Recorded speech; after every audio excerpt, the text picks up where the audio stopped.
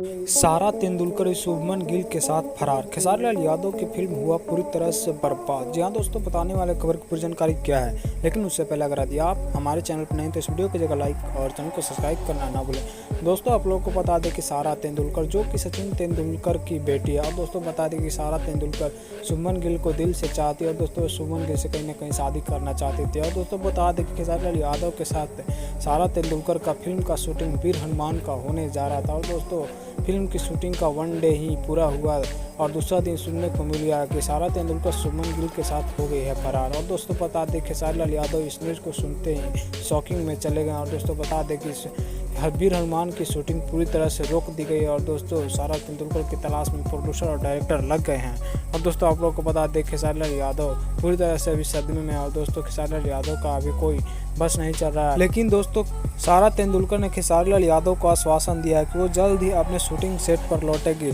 शुभमन गिल से शादी करने के बाद। तो दोस्तों आप लोग क्या कहना चाहते हैं सारा तेंदुलकर और खेसारी लाल यादव की इस हिट जोड़ी के बारे में कमेंट बॉक्स में जरूर लिखिएगा और चैनल को सब्सक्राइब करना ना भूलें।